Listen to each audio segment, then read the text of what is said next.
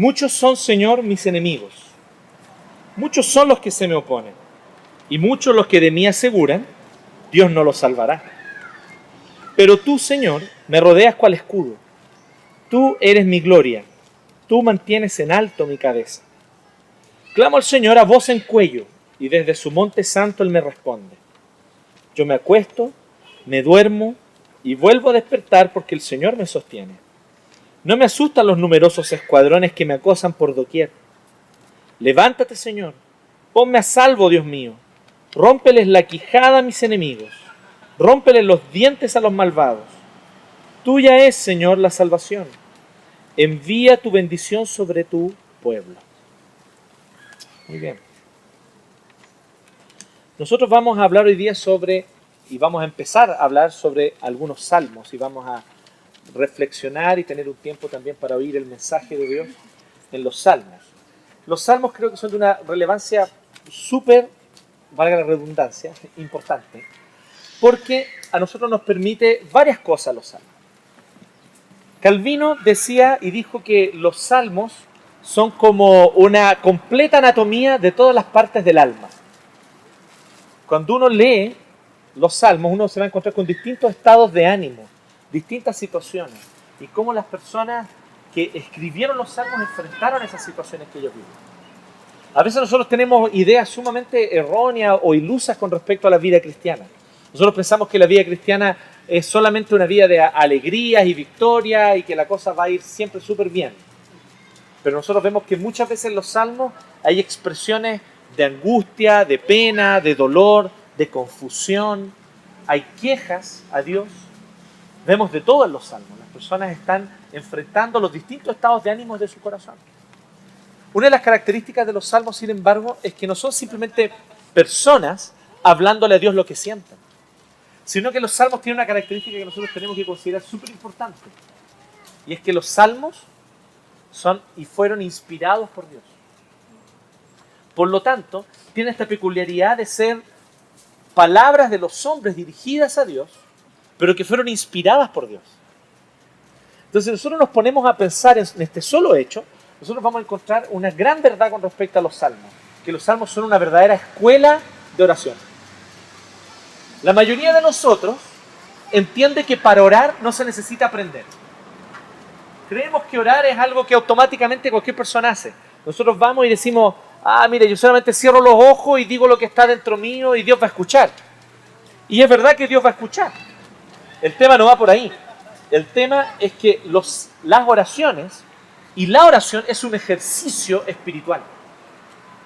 Y como todo ejercicio espiritual, y como todo ejercicio, demanda de nosotros práctica, demanda que nosotros sepamos y manejemos el cómo realizarlo para nuestro mejor provecho. Y así como tú tienes personas que salen a trotar, tú tienes personas que trotan bien y que obtienen otro tipo de resultados. ¿Se entiende? Entonces, aquel que sale a trotar sabiendo cómo trotar, con los implementos necesarios, con la zapatilla adecuada, ¿cierto? Entonces, esa persona va a aprovechar mucho mejor el tema del trote, ¿cierto? Y va a estar practicando, y va a estar tomándose el tiempo, y va a estar usando estas aplicaciones que hay ahora para el iPhone, ¿cachai, no? Que te mide el pulso y te mide cuánto tú corriste. Y hay unas zapatillas que vienen con un chip, ¿están cachado, no? A todo ritmo. Entonces, yo estoy recién descubriendo esas cosas porque yo nunca he hecho ejercicio en mi vida, pero aparte de los ejercicios espirituales, digamos. Entonces, los ejercicios físicos, el apóstol Pablo dice que para poco aprovechan, y yo me tomé de ese texto fuera de contexto. Después leí todo el contexto de la Biblia y vi que no era esa exactamente la idea solamente. Bien, entonces, si nosotros vemos los ejercicios, en general uno necesita practicarlos, ponerlos en práctica. Y la oración es así. La oración es un arte que necesita desarrollarse con práctica. Como todo arte, se necesita y se requiere conocimiento también para poder llevarla a cabo de la mejor manera. Y así como una persona que tiene un gran talento artístico, se potencia su talento cuando esa persona es enseñada por otro, que también es un artista, y que lleva más tiempo y que lleva más experiencia, esa persona va a ser beneficiada cuando ella entra a una escuela de artistas, pero un talento que ella tiene, ¿cierto? Pero lo va a desarrollar mucho mejor. Así como la persona que porque toca bien un instrumento, pero si se pone bajo un maestro para que le enseñe a alguien que maneja mucho mejor el instrumento y que le va a enseñar los principios, le enseña a leer las partituras, etc., ese talento se va a potenciar mucho más. Así es con la oración para cada uno de nosotros como cristianos. Todos nosotros oramos instintivamente, oramos intuitivamente incluso. Y está bien, y eso ya nos ayuda muchísimo, pero si nosotros usáramos el libro de Salmos como una herramienta para la oración, creceríamos en la oración muchísimo más. Así que yo quiero dejarles un desafío para ustedes, un desafío súper práctico. Oren los salmos. ¿Cuántos de ustedes han orado los salmos? ¿Alguno de ustedes ha orado salmos? Tú abres tu Biblia en un salmo que expresa más o menos lo que tú estás sintiendo tal vez en ese momento. Tal vez tú quieres confesar al Señor. Abres el Salmo 51 y te arrodillas a solas en tu pieza y lees el Salmo 51 leyéndolo en voz alta como si fuera tu propia oración y la incorporas y la haces tuya. Esta es una práctica muy antigua. Y si nosotros empezamos a ver a lo largo de la historia, muchos de los cristianos más fructíferos en su vida tenían este hábito. Oraban los salmos. Oraban los salmos. Entonces, si nosotros prestamos atención a este hecho, vamos a poder beneficiarnos mucho. Estoy aquí introduciendo en general la serie, primero, para que captemos un poco para dónde vamos. Entonces, yo creo que nosotros estamos, ¿por qué es importante que nosotros entendamos los salmos y los conozcamos? Léanlos, sí, conózcanlos. Pero una vez que ya los leíste, empieza a orar los salmos. Haz de eso una práctica. Si todos los días tú oras un salmo, si todos los días tú tomas y dices, hoy día yo estoy contento, quiero alabar al Señor. Hay muchos salmos de alabanza y de alegría. Tú toma ese salmo y hazlo tuyo. Óralo en voz alta al Señor, a solas, tú con Dios. Haz de las palabras del salmista tus palabras y expresaselas al Señor desde tu corazón. Suena extraño decirlo. De hecho, les digo lo siguiente. A mí me suena muy raro explicarles algo que hay que hacerlo para entenderlo. Háganlo. Ustedes van a ver cómo, con toda naturalidad, las palabras que el Salmo dice se tornan tus palabras y tú te sentís 100% identificado con ellas. ¿Les ha pasado a los que han orado los Salmos? Uno empieza a leer, yo no lo podría decir mejor. Uno se da cuenta qué beneficio es orar los Salmos. Bueno, esa es la básica de la oración. ¿Sí? Pero partamos por algo, porque algunos de nosotros ni siquiera nos hemos matriculado en la escuela de oración. Estamos orando, pero oramos intuitivamente. Y no está mal, el Señor nos escucha, yo no estoy negando eso, pero nos falta crecer y madurar en el ejercicio espiritual de la oración.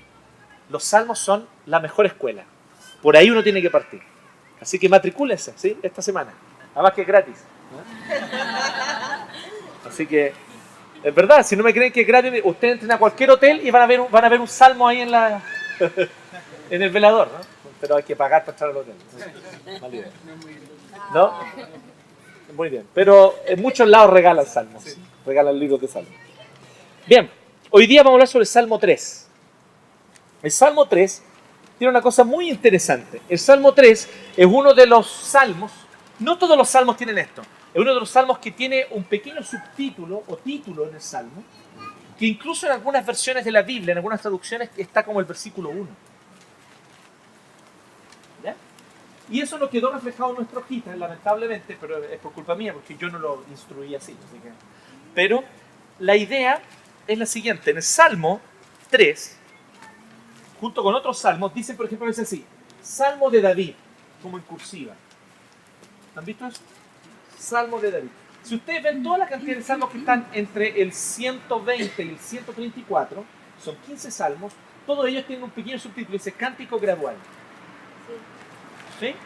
Ya, ese tipo de subtítulos que quedaron con cursiva en las versiones como la Nueva Versión Internacional o la Reina Valera, forman parte del texto original. Por lo tanto, son parte del texto inspirado. ¿Sí? Normalmente los subtítulos con negritas son puestos por la sociedad bíblica. ¿Sí? Entonces esos no son inspirados. Pero los subtítulos en los salmos hay unos títulos en cursiva. En este caso dice que es un salmo de David cuando huía de Absalón. ¿Se fijaron en eso, no? eso es muy importante porque allí, por lo tanto, ya nos da el contexto para entender de qué se trata este salmo. Este salmo es una oración en la adversidad. Una oración en la adversidad. ¿Ustedes saben quién era Absalón? ¿Saben? ¿Alguna de ustedes ha escuchado hablar de Absalón? ¿Quién era Absalón? A ver. El hijo de David. ¿Y quién está escribiendo el salmo? ¿Cuando está huyendo de quién? De su hijo. Absalón era hijo de David. Absalón fue criado dentro de la amplia casa de la familia de David. David en realidad no era alguien que personalmente tuviera una familia tradicional como nosotros estamos acostumbrados, ¿ya? Él era un rey oriental y como tal, él tenía por lo tanto varias esposas, de las cuales había tenido varios hijos. A todas ellas obviamente las tenía que mantener en las casas que él tenía para todas ellas. Tenía para cada una de sus esposas una casa. Entonces, al estilo de los antiguos reyes orientales, y Dios tolerando esta tendencia cultural pecaminosa, teniendo tolerancia con ella durante el Antiguo Testamento, permitió que David tuviera, por lo tanto, varios hijos de varias esposas. ¿Sí? ¿Qué es lo interesante de esto? Es que aún así, ojo con eso, aún así, David no podía venir y usurpar esposa como él quisiera. De hecho, una vez él lo hizo, el Señor lo castigó. ¿Sí? O una vez intentó hacerlo, bueno, lo hizo finalmente, pero el Señor lo castigó severamente, de hecho. Mató a su hijo y mató a otros 3 hijos más de él.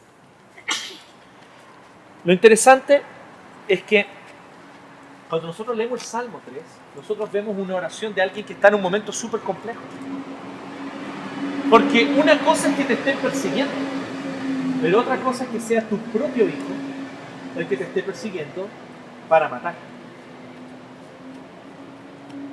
Una cosa es que las personas estén contra ti, pero otra cosa es que tu propio hijo esté contra ti. Alguien en quien tú confías, alguien a quien tú dedicaste tiempo, esfuerzo, trabajo para poder enseñarlo y en un determinado momento se vuelve contra ti porque quiere ocupar tu lugar. Absalón quería ser rey en lugar de David. Y nosotros vemos aquí un momento muy interesante de la historia y de la vida madura de David. Este ya es un David maduro. Este ya es un David pasado los 60. ¿Sí? Este ya es un Richard Gere con canas. ¿Vieron la película del Rey David de Richard Gere? Richard Gere hace de David. Entonces aquí él ya está con canas, con barba blanca. ¿Lo han visto, no? Muy buena, se las recomiendo. Richard Gere, Rey David. Pues bien, una oración en la adversidad hace 3 cosas que nosotros identificamos en este salmo. La primera de ellas es que expone su situación al Señor. Es lo que David hace entre el versículo 1 y 2. Él expone su situación al Señor. La segunda es que declara su confianza en el Señor. Es lo que nosotros vemos entre los versículos 3 y el 6. Y finalmente, ruega. Fíjese qué interesante. El momento donde recién David empieza a pedir es al final del salmo, al final de su oración. Y él pide, a partir del versículo 7, los últimos 2 versículos él pide. ¿Y cuál es su petición? Ruega por el libramiento soberano de Dios. Ruega que Dios soberanamente actúe para librarlo. ¿Sí? Y de hecho fue eso lo que efectivamente ocurrió. Les cuento entonces rápidamente, porque vamos a entrelazar la historia que está en Segunda de Samuel, en el segundo libro de Samuel, entre los capítulos 13 y 18, ustedes ven la historia de David y Absalón. Ahí ustedes la pueden investigar después. Pero vamos a entrelazar un poco la historia con el Salmo, para poder comprender lo que ocurre. Absalón es un hijo que tiene un gran resentimiento contra David. Tiene un gran resentimiento contra David porque David no era perfecto. ¿Sí? David se equivocó. David cometió muchos errores, no solamente como rey, sino también como padre. Su reinado no fue un reinado perfecto, y de hecho Dios le dio una promesa a David de que de su simiente vendría el rey perfecto después. Pero no era David el que iba a ser. Así que David efectivamente, como cualquier persona sobre la faz de la tierra y en cualquier momento de la historia, es alguien que está ocupando un lugar y que está ocupando un liderazgo, pero el cual él no siempre lo realiza de la manera adecuada. Y él muchas veces falla en su liderazgo, tanto como padre de familia como rey de una nación. Pero Absalón tiene un profundo resentimiento contra David por causa de eso. ¿Está todo bien? Entonces, David ama a su hijo Absalón. Pero David se empieza a preocupar con él un poquito tarde, probablemente. Absalón es alguien que tiene una gran ira. Y es alguien que ha acumulado ira, rabia, rencor por muchos años. Y eso no es sano para la vida de nadie. Absalón vivió algunas cosas que fueron complicadas. Él tenía una hermana llamada Tamar. Y otro medio hermano llamado Amnón, que era hijo de David, pero con otra mujer, violó a su hermana Tamar.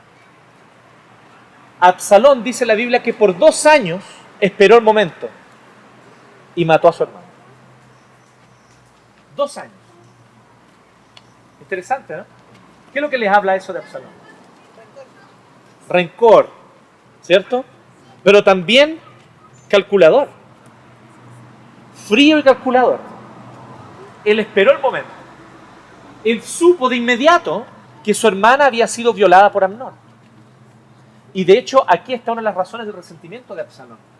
David no hizo nada al respecto. Recuerden lo que yo les decía. David no es un rey perfecto. Y David aquí falló. David debió haber hecho algo y haber tomado decisiones claras y drásticas con respecto a su hijo Amnón. Lo mínimo, haberlo exiliado. Lo mínimo. Pero él no hizo nada. Así que venían las grandes reuniones familiares, donde se juntaban todos los hijos de David, ¿cierto? Los hijos de David cantaban "Yo tengo tantos hermanos que no los puedo contar". Esa era la canción favorita de los hijos de David. Y se juntaban todos ahí, y resulta que dice que Absalón no le hablaba, no, y no lo saludaba. Pero era la típica cosa así como, bueno, tensión familiar, ¿no? En todos lados se cuece nada. Y ya vimos el año pasado que todas nuestras familias son fracasadas. ¿Sí? Así que eso ya lo tenemos claro, ¿no? La familia de David no era la excepción. Así que en la familia de David evidentemente que se producía este problema y Absalón tenía un profundo rencor contra su padre, porque no había tomado cartas en el asunto. Pasaron 2 años y Absalón entonces tomó una decisión. Y él personalmente fue y mató a su hermano o medio hermano Amnón. Así que esta situación obviamente fue una primera situación que fue compleja. Absalón huyó, se fue a la casa de la familia de su mamá, que también era una casa de reyes. Su abuelo, el papá de su mamá, era un rey también de otra nación. Así que él se fue a ese lugar. Y él estaba acostumbrado probablemente con la idea de que un rey debe gobernar de manera dura, fría e incluso a veces cruel. Pero esa es la manera en la cual un rey tiene que tomar decisiones drásticas. Y por otro lado, Absalón, hijo de un rey, por un lado, y por el lado de su mamá, nieto de rey, ¿qué creen ustedes que es lo que él más quería? Ser rey. Él pensaba que había sido destinado para ser rey. Y aquí nosotros vemos un primer principio que la Biblia enseña a lo largo de toda la Escritura. David no era un buen líder porque no era perfecto. En ese sentido estoy diciendo. No era malo en el sentido de que no estaba dañando al pueblo, ni tampoco él era alguien que estaba oprimiendo indebidamente u obligando al pueblo a tomar caminos contra Dios. En ese sentido, David era un muy buen gobernante comparado con muchos otros que lo habían, pero él no era perfecto. Y el hecho de que él no fuera perfecto no era razón para que le usurparan su lugar. Había un tema con Absalón. Absalón no quería entender de que ser rey en Israel era algo que Dios decidía y no el pueblo. ¿Y saben lo que hizo Absalón? Absalón empezó a pensar de que quien decidía quién era rey en Israel era el pueblo. Absalón, después de haber estado exiliado un tiempo después de matar a su hermana Amnón, volvió porque David lo mandó a llamar. David dijo, ok, que vuelva Absalón, que vuelva, que esté aquí. Y lo volvió a llamar, que viviera en una casa aparte, primero no lo quería ver, pero después de un tiempo finalmente lo perdonó y volvió a sentarse a la mesa con David. Lo interesante es que efectivamente Absalón, durante ese tiempo, empezó a tramar algo diferente. ¿Y saben lo que hizo? Absalón se paraba afuera de la puerta del palacio de David. Y cuando la gente venía para pedirle a David que resolviera algún asunto, Absalón les decía así: el rey está muy ocupado, no va a tener tiempo para atenderles. ¿Por qué no me cuentan a mí mejor? Y él venía y saludaba a la gente con un abrazo, y tomaba las guaguas y les daba besos. Eso está en la Biblia. Lo de las guaguas que le daba besos no, pero esa es la idea, ¿sí? Absalón astutamente quiso conquistar el corazón del pueblo, y de hecho lo hizo. Y dice la Biblia que él conquistó el corazón del pueblo. ¿Por qué? Porque él era hermoso, dice, que no había nadie en Israel que fuera tan perfecto como él. Él era muy bonito, era hermoso, él tenía una cabellera que era así como un león, ¿sí? ¿Sí? ¿Tenía dread? No sé si tenía dread. Así que él, efectivamente, Absalón conquistó el corazón del pueblo. Pero con astucia, él empezó a decir a la gente: miren, cuéntenme a mí sus problemas. El rey está demasiado ocupado, no los va a poder atender. Cuéntenme a mí y yo les ayudo a resolver. Y así él fue conquistando el corazón de los hombres. David entonces, o Absalón, perdón, Absalón finalmente decide reunir un ejército en una ciudad cercana, llamada Hebrón, y allí entonces él reunió gente, formó un ejército, y entonces le llegan noticias a David de que Absalón había formado un ejército y que venía para atacar Jerusalén. Aquí viene lo interesante. ¿Qué creen ustedes que hizo David frente a esto? ¿Qué es lo que ustedes piensan en sentido común? Uno piensa, bueno, ahora llegó el momento de que David entonces se dé cuenta de que él tiene un hijo que es un traidor. Y de hecho él se dio cuenta de eso. Pero que tome cartas en el asunto. ¿Qué tal si él viene, arma un ejército y por lo tanto contrarresta este ataque que viene de Absalón contra él? Pero no es eso lo que hace David. Y aquí lo que David hace, personalmente yo creo que es lo correcto. David vino, tomó sus cosas y se fue de Jerusalén. E hizo lo siguiente. Dijo: si el Señor quiere que yo siga siendo rey en Israel, entonces yo voy a volver. Si el Señor no quiere que yo sea rey en Israel, entonces yo no voy a hacer nada para volver. Si el que tiene que ser rey en mi lugar es Absalón, que así sea. Es interesante que Absalón, siendo una persona tan conflictiva, ¿no?, su nombre significa padre de paz, ¿no? Absalón significa padre de paz. Entonces, cuando ellos escuchan que Absalón viene con un ejército para invadir Jerusalén, David piensa lo siguiente: si yo me quedo aquí, van a sitiar la ciudad, mucha gente de la ciudad va a morir, mejor yo me voy, que él tome el poder en mi lugar y el pueblo no va a sufrir. Cuando él entonces toma sus cosas, él está saliendo de Jerusalén, dice que un montón de gente se le encontraba en el camino y lloraban a gritos porque David se iba. Y David empezó a ir, y la gente lloraba alrededor y le decía al rey que no se fuera. Y lloraban porque el rey estaba entregando el trono, y lloraban porque el rey estaba entregando demasiado fácil la ciudad. Pero David había tomado una decisión delante de Dios, de que él no iba a pelear por el bien de su pueblo. Pero también había un tema, y sin duda alguna un conflicto personal de David. Él no iba a querer pelear con su hijo. Así que él tomó sus cosas y se fue. ¿No es interesante? ¿No es interesante la altura y la madurez que vemos por fin en David en este sentido? Cómo David entrega las cosas y se va sabiendo que el Señor va a resolverlo. Y David efectivamente se fue. En el camino, algunos se aprovecharon de maldecirlo también. Por ejemplo, habían personas de la familia de Saúl, que era el rey anterior, que lo acusaban a él de haber matado a toda su familia, cosa que es falso. David nunca mató a nadie de la familia de Saúl, ¿sí? Todo lo contrario, de hecho, él acogió a la gente que sobrevivió de la familia de Saúl. Pero hubo gente que le tenía mal a David, y que entonces pensaban esto, y le tiraban piedras. Incluso hubo uno que le empezó a tirar piedras a David. Y le decía que estaba bien, que Dios lo estaba maldiciendo, que se fuera, que por fin se iba, hombre sanguinario. Y entonces los valientes de David, obviamente pusieron la mano en la espalda y dijeron: ¿qué hacemos? Le cortamos la cabeza al tiro. Y David dice: no, déjenlo que hable. Porque el Señor le dijo a él que me dijera esas cosas. Si él está hablando eso es porque Dios lo está permitiendo. Porque yo he pecado contra el Señor. Y por eso yo tengo que irme y tengo que aceptar lo que es la voluntad de Dios en este momento. Pero David no puede evitar estar obviamente angustiado. Así que imagínense David yéndose de Jerusalén, ya varios kilómetros, Jerusalén quedó atrás, está él con sus hombres más fieles, arrancando de Jerusalén, y él entonces empieza a decirle al Señor, muchos son, Señor, mis enemigos, muchos son los que me oponen, los que se me oponen, muchos los que de mí aseguran, Dios no lo salvará.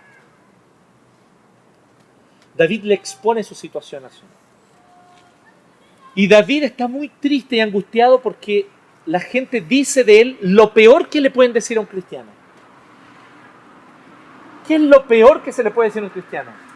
Dios ya no se interesa en ti, Dios no te ama, Dios no te va a cuidar, Dios no te va a salvar. Es lo peor. Y ellos sabían cómo herir el corazón de David. Y le decían exactamente eso. Dios no te salvará. Lo primero que nosotros vemos es que David expone su situación de manera honesta. A algunos de nosotros se nos enseñó que para orar hay que tener una actitud victoriosa. Porque orar es reclamar y demandar y exigir para que las puertas de los cielos se abran y Dios nos bendiga. Y el que ora con una actitud de autoconmiseración, el que ora con una actitud de hablar de que se siente mal, de que está triste, está produciendo una realidad negativa con sus palabras. Bueno, si nosotros vemos los salmos están llenos de quejas y cuestionamientos honestos delante de Dios. Señor, ¿hasta cuándo? Salmo 13. ¿Hasta cuándo, Señor? ¿Hasta cuándo dirán contra mí que ya no hay salvación para mí? ¿Hasta cuándo?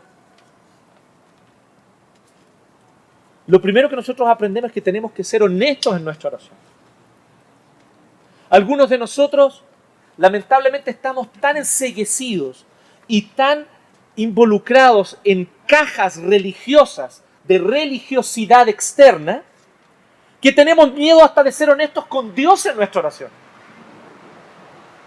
Y no nos atrevemos a decirle a Dios, Señor, estoy triste. Señor, estoy profundamente decepcionado. Señor, yo esperaba que tú me dieras esto y resulta que lo que obtuve fue lo contrario. Señor, no entiendo por qué. Esta es mi situación. Así me siento ahora. Escúchame, por favor.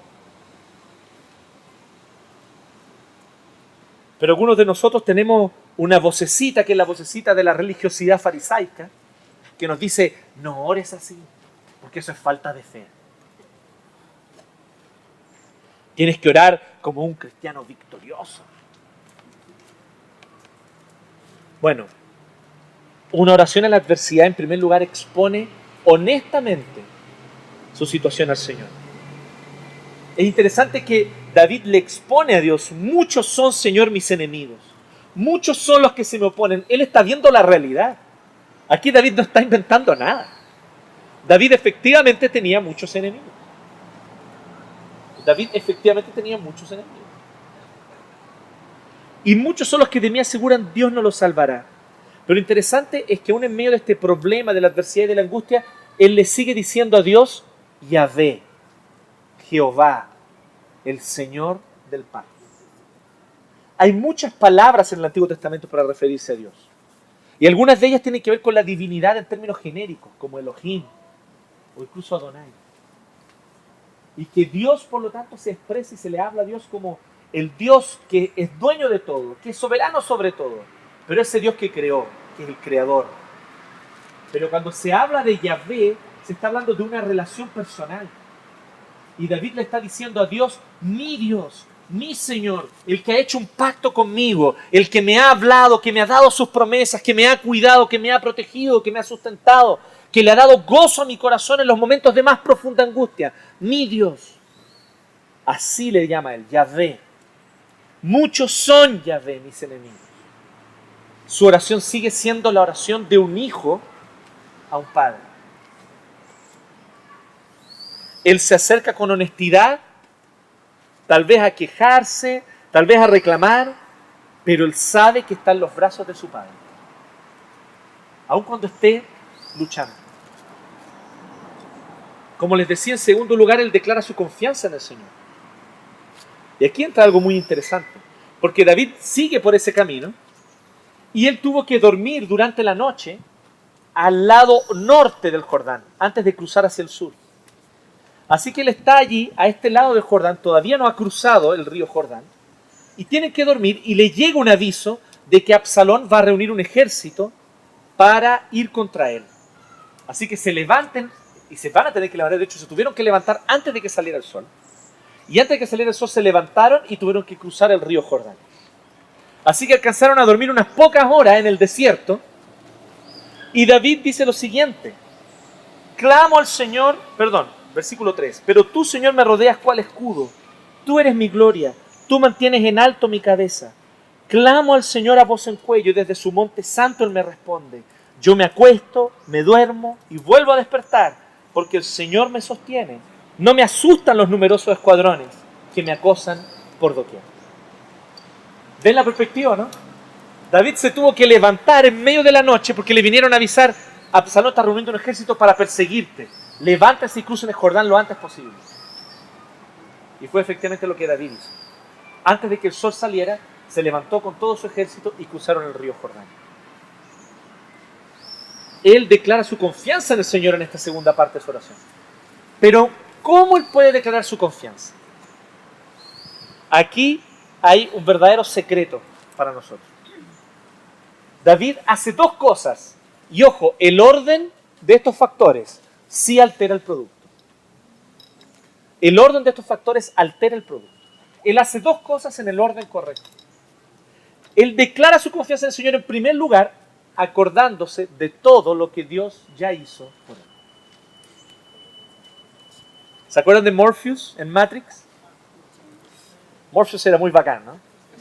Morpheus es como todo lo que un pastor quisiera hacer, ¿no?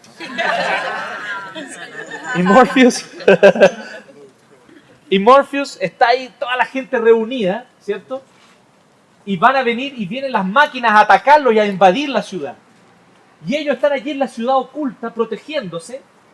Y Morpheus viene y les dice así: yo sé que vamos a salir victoriosos. Yo estoy seguro de que nosotros vamos a vencer esta batalla. ¿Y saben por qué yo estoy seguro? No porque yo puedo ver el futuro. No porque yo tengo una capacidad extraordinaria de mirar hacia el futuro y ver algo que ustedes no ven. ¿Saben por qué yo sé que vamos a ser victoriosos? Porque miro hacia atrás y veo que muchas veces nos atacaron antes y sobreviví. Buen discurso, ¿no? Bueno, Morpheus lo copió de la Biblia. Aleluya. ¿Quién quiere pasar adelante ahora aquí?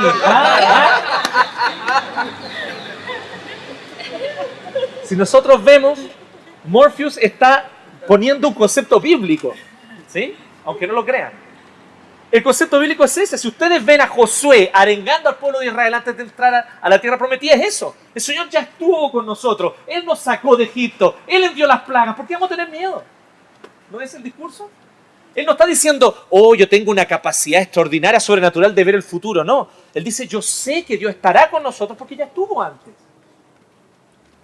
Mira hacia tu vida. ¿Cuántas veces Dios te libró antes?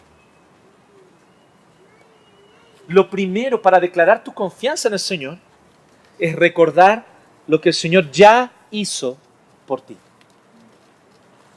Los momentos en los cuales Dios ya estuvo contigo y por ti cuando tú pensabas que no había esperanza. Cuando tú pensaste: esto ya no da más y ya no voy a poder seguir. Aquí todo se acabó. Y el Señor trajo restauración. Es importante recordar eso. Es importante tenerlo claro. Existe una canción que hasta nos invita a hacer eso en la vida matrimonial, que dice: no debemos de pensar que ahora es diferente. ¿La conocen o no? 1000 momentos como este pasan por mi mente. Una vez los dos dijimos: hay que separarse, y deshicimos las maletas antes de emprender el viaje.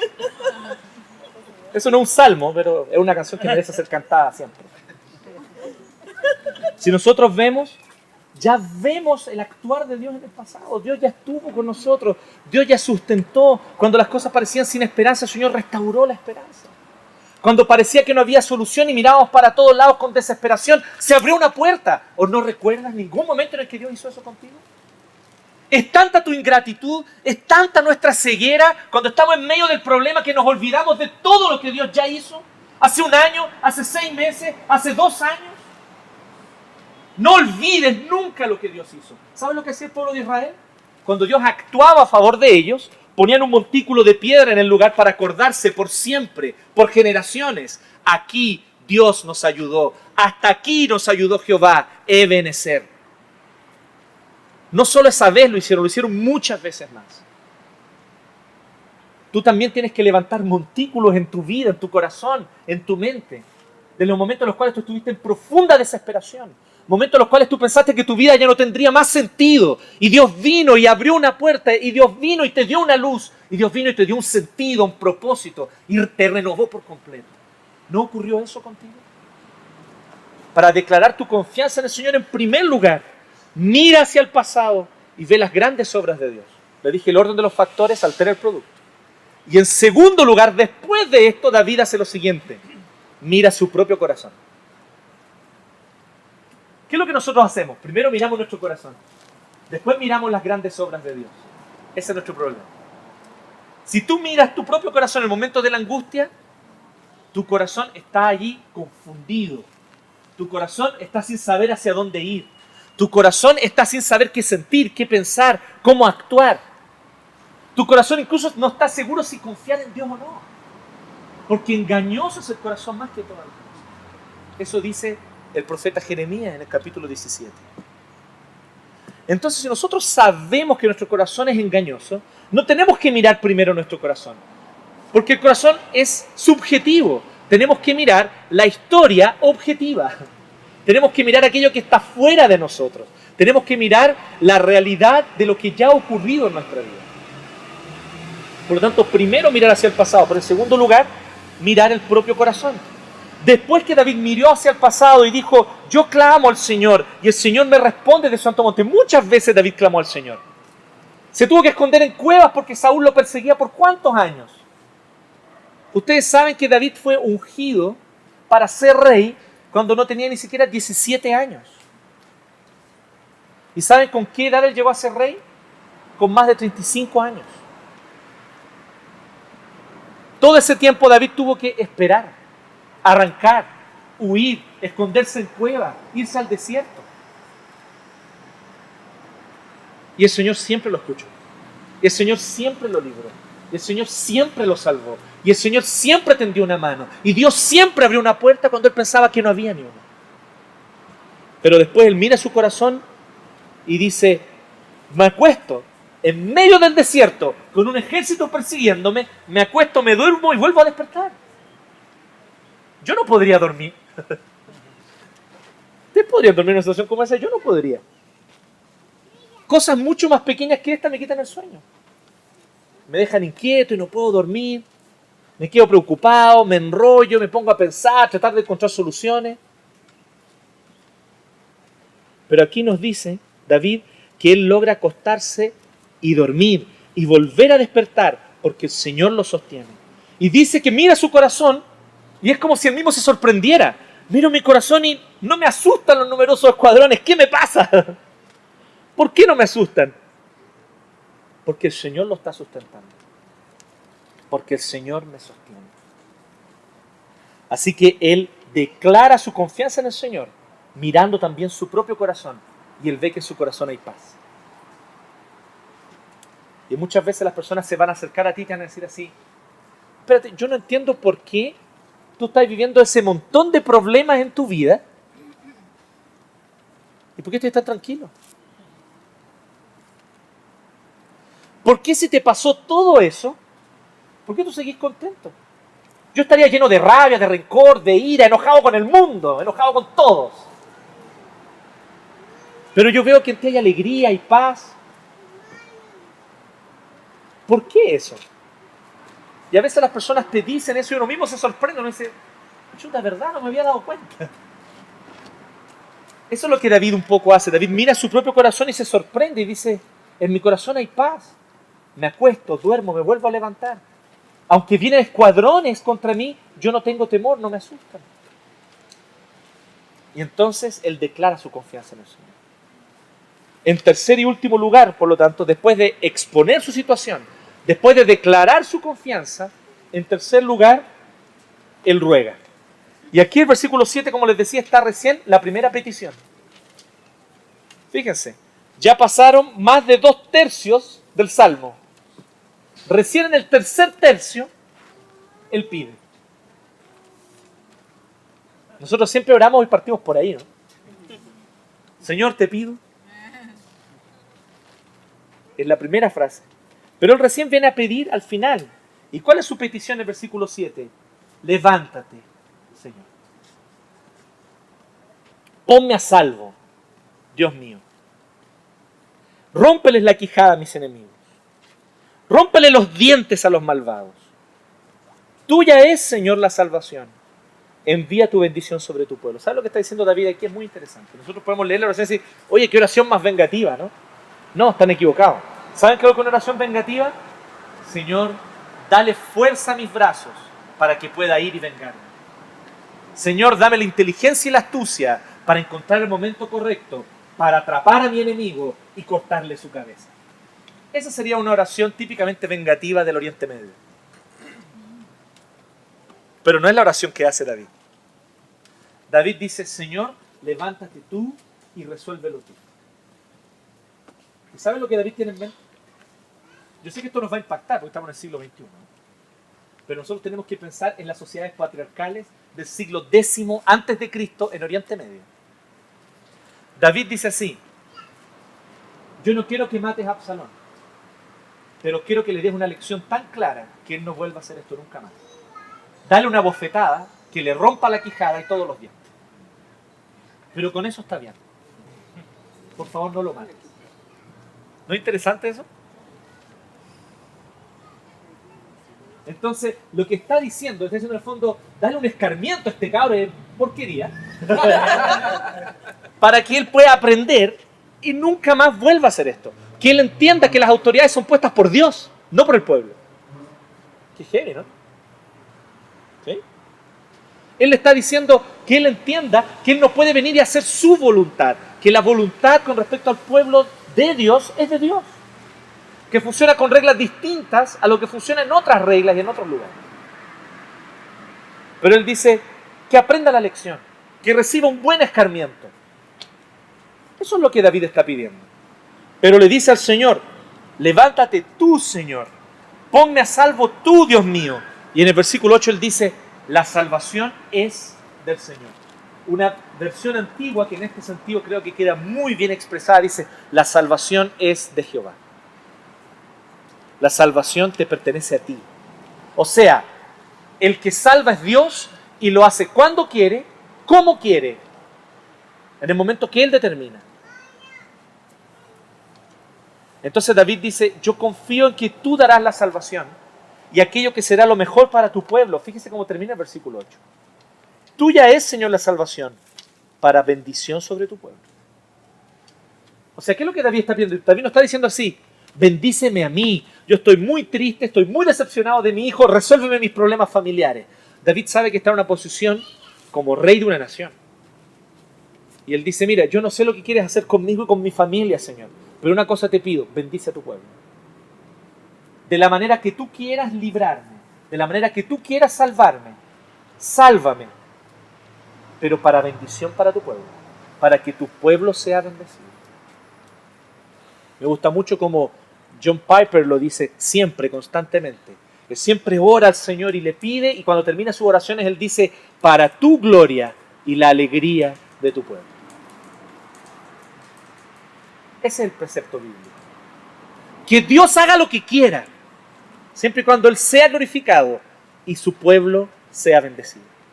Para tu gloria y la alegría de tu pueblo. Porque el pueblo de Dios se alegra en la voluntad de Dios. El pueblo de Dios se alegra en que Dios sea glorificado. Así que es casi una redundancia, pero es bueno recordarlo. Para tu gloria y la alegría de tu pueblo. Eso es lo que está pidiendo David. ¿Ustedes saben qué pasó? David logró cruzar el Jordán y esto les dio varios días de tiempo. David y todo su ejército que había arrancado con él descansaron, comieron, repusieron fuerzas. Es interesante porque mientras David arrancaba, en el palacio estaba Absalón y estaba recibiendo consejo de dos consejeros. Uno de ellos un traidor a David, llamado Aitofel, y el otro que era fiel a David, pero era un espía.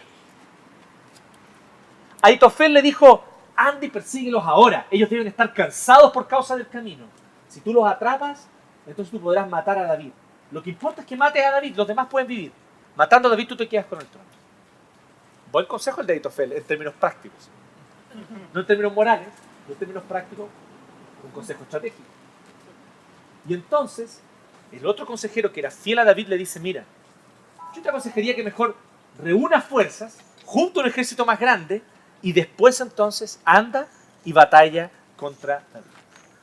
Y finalmente el segundo consejo fue el que prevaleció. Y la Biblia dice que el segundo consejo prevaleció porque Dios así lo quiso. Dice que Dios frustró el consejo de Aitofel para que David tuviera tiempo, cruzar el río Jordán, pudieran llegar a un lugar, pasar varios días, descansar, reponer fuerzas, afilar las espadas. Y entonces se enteran de que está viniendo el ejército de Absalón. Y esta batalla ocurre alrededor de un bosque, el bosque de Efraín. Y ese bosque era un bosque muy frondoso, como estos bosques del Señor de los Anillos, del Hobbit. Y dice que más gente murió por causa del bosque que por causa de la espada en esa batalla. Mucha gente quedaron atrapados, se caían en las raíces de los árboles, etc. Y entonces los mataban. Y dice que así fue como el ejército de David ganó ese día. Y Joab, que era uno de los generales de David, vio que Absalón, mientras arrancaba, su cabello frondoso que lo tenía, y este es el problema con los tres, quedó atrapado en las ramas de una encina. Y el mulo sobre el cual él estaba montado siguió corriendo y él se quedó colgado. Y dice la Biblia, en una versión antigua muy bonita, dice: quedó entre el cielo y la tierra. Qué lindo, ¿no? Lo que está diciendo es que él quedó colgado de las mechas de una encina. Quedó atrapado por su cabello. Así que le fueron a avisar a Joab. Y Joab dijo: bueno, si él quedó atrapado, hay que matarlo. Y él fue y lo mató con 3 lanzas y después entonces lo sacó y lo enterró. Cuando llegan las noticias a David, le dicen: rey, ganamos la batalla. Y David dice: qué bien, pero yo quiero saber cómo está Absalón. Esa era su única preocupación. Y entonces un mensajero le dice: Absalón murió, y ojalá que todos los que estaban con él corran la misma suerte. Le dice así como si fuera una gran cosa. Obviamente que David quedó profundamente triste. Y la Biblia dice que David se fue a su pieza y lloraba a gritos: Absalón, Absalón, mi hijo Absalón. Y lloraba a gritos y todo el mundo lo escuchaba, que él lloraba por su hijo Absalón. ¿Saben por qué? Porque David oró así, le dijo: Señor, tuya es la salvación. Y tú haz lo que es lo mejor para tu pueblo. ¿Saben lo que quería David? Que Absalón recibiera un escarmiento y nunca más intentara rebelarse contra su padre y todos volver a Jerusalén y estar felices. Pero eso no era lo mejor para el pueblo. Dios determinó que ese día, en esa batalla, Absalón tenía que morir. No era lo que David quería. David lloró tanto durante ese día y esa noche, que cuando Joab volvió de la batalla, su general lo retó. Y le dijo: David, no es posible que tú estés todas estas horas llorando y todo el ejército escuchando que tú lloras por Absalón, cuando ellos arriesgaron su vida por ti, porque ellos te aman más que cualquiera de tus hijos.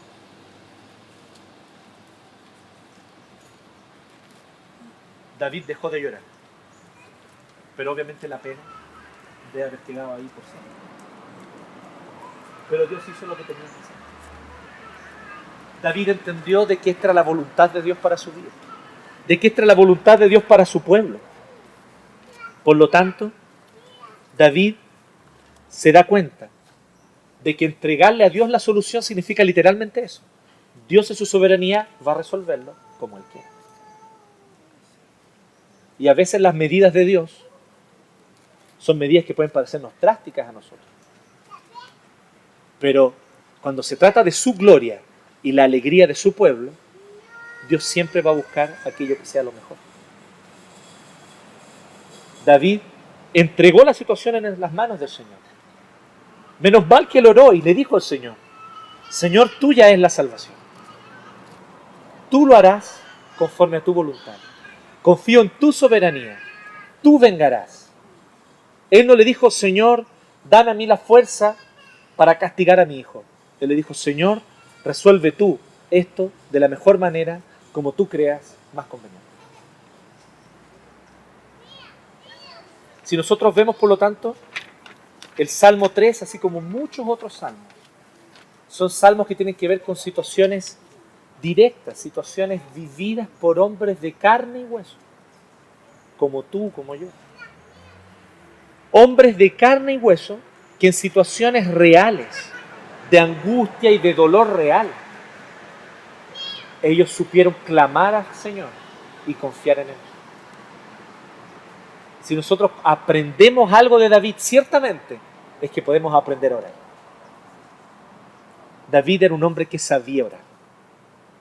David era un hombre maduro y ejercitado en la oración. Si de condición espiritual se trata, David era sin duda alguien que estaba en muy buena forma de tanto ejercicio espiritual que él había realizado en su vida. De tanto tiempo de oración, de tanto buscar al Señor, de tanto cantar y alabar las grandes glorias del Señor, de tanto buscar su rostro intensamente en los momentos de angustia. David era un experto en buscar a Dios. Así que los invito a que nos matriculemos en la escuela, ¿les parece? La lección primera es un poco dura, ¿no? Está muy bien. Yo pensé que estaba viendo el Espíritu Santo como paloma sobre la Briana. Bien, vamos entonces a orar. Y vamos a pedirle al Señor que podamos nosotros, qué curioso, ¿no? Vamos a orar pidiendo al Señor, Señor, enséñanos a orar. ¿Sí? Pero fue exactamente lo que los apóstoles le dijeron a Jesús, Señor, enséñanos a orar. Les invito a orar. Gracias te damos, Dios, por tu palabra y gracias, Señor, por esta escuela de oración que es el libro de Salmos.